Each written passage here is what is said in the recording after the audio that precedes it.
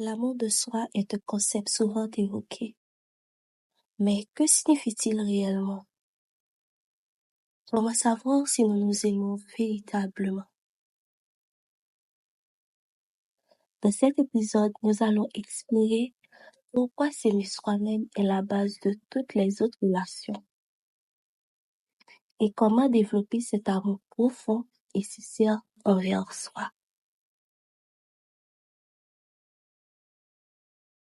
Bonjour à tous et bienvenue dans ce nouvel épisode de Les mots qui élèvent.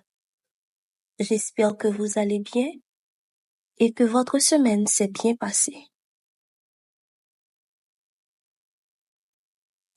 Installez-vous bien et plongeons directement dans le cœur du sujet.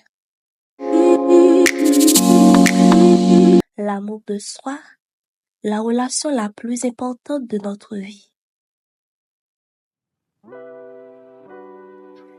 Beaucoup d'entre nous recherchent l'amour à travers les autres. Dans une relation, dans l'approbation extérieure, dans la validation sociale. Mais en réalité, la relation la plus importante de notre vie, c'est celle que nous avons avec nous-mêmes. Car elle influence tout. Nos choix, nos émotions, nos relations et notre confiance en l'avenir. L'amour de soi, ce n'est pas une simple tendance ou une idée abstraite du développement personnel. C'est une relation, un engagement envers soi-même. Alors, qu'est-ce que cela signifie concrètement? C'est se traiter avec bienveillance, comme on le ferait avec un ami cher. C'est se respecter, écouter nos besoins et ne pas se forcer à être quelqu'un d'autre.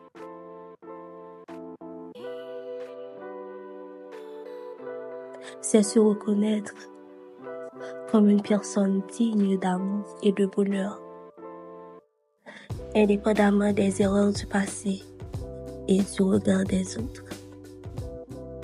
Mais attention, l'amour de soi n'est pas de l'égoïsme. Ce n'est pas se croire supérieur aux autres, ni vivre dans l'illusion d'être parfait.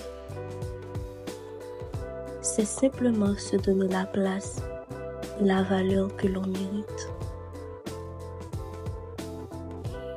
Pourquoi l'amour de soi est indispensable?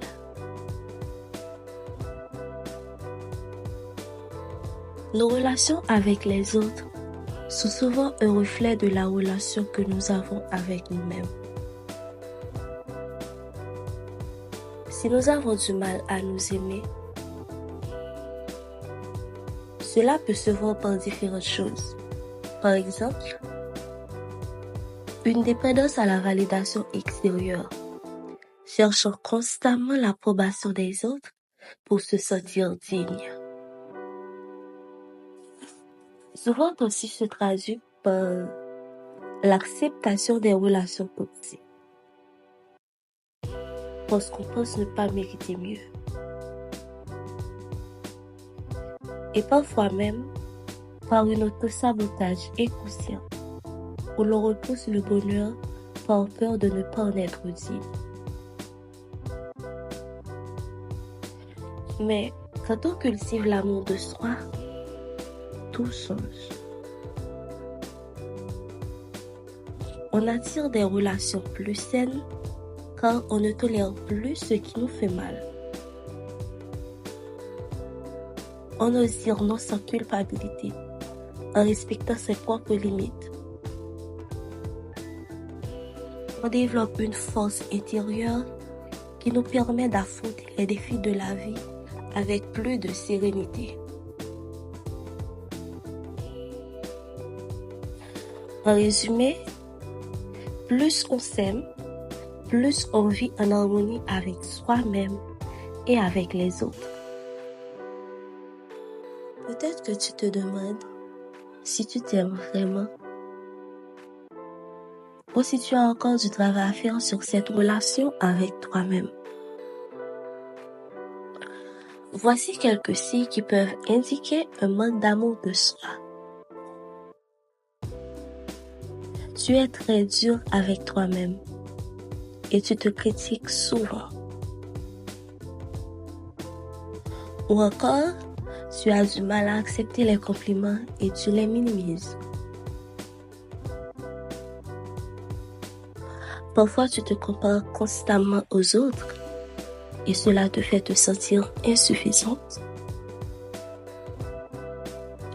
Sans oublier, tu acceptes des situations ou des relations qui te font souffrir par peur d'être seule. Et bien sûr, tu ressens une grande culpabilité lorsque tu prends du temps pour toi. Et enfin, tu as du mal à dire non, même quand quelque chose ne te convient pas. Si tu te reconnais dans ces comportements, ne t'inquiète pas. L'amour de soi se cultive. Et c'est ce que nous allons voir maintenant. Comment cultiver l'amour de soi? L'amour de soi n'est pas un état figé, c'est une pratique quotidienne.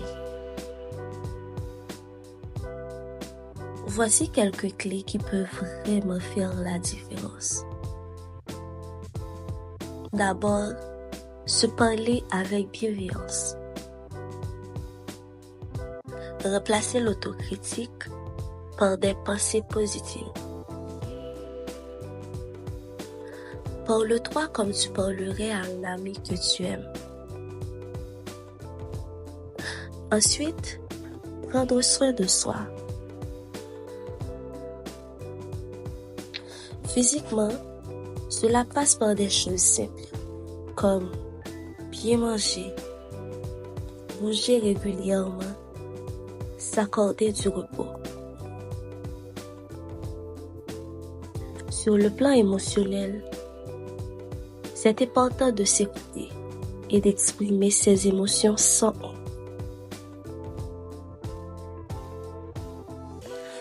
Apprendre à poser des limites. Dire non quand c'est nécessaire sans se sentir coupable. Ne plus accepter ce qui te fait du mal.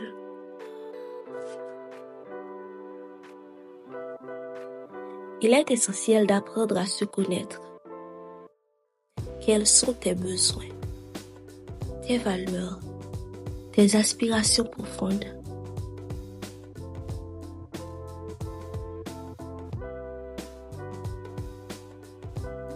Faire des activités qui te font du bien et qui nourrissent ton âme. Se pardonner. Nous avons tous fait des erreurs, mais elles ne définissent pas notre valeur. Accepte ton passé. Apprends-en et avance. Enfin, célébrer ses réussites. Prends le temps de reconnaître tes progrès, même les plus petits. Ne minimise pas ce que tu as accompli. Chacune de ces clés peut faire une vraie différence. Et si on commençait aujourd'hui? L'amour de soi, c'est un engagement quotidien, une relation qui se construit au fil du temps. S'aimer soi-même, ce n'est pas un luxe, ce n'est pas une option, c'est une nécessité. Parce que la personne avec qui tu passeras le plus de temps dans cette vie, c'est toi.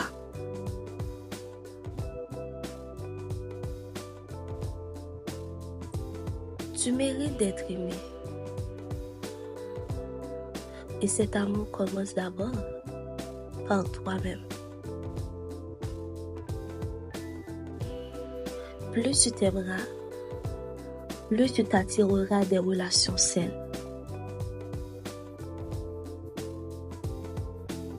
Plus tu te respecteras et plus tu seras en paix avec toi-même. Alors aujourd'hui, je t'invite à faire un petit exercice. Prends un moment pour toi et demande-toi sincèrement, comment puis-je m'aimer aujourd'hui?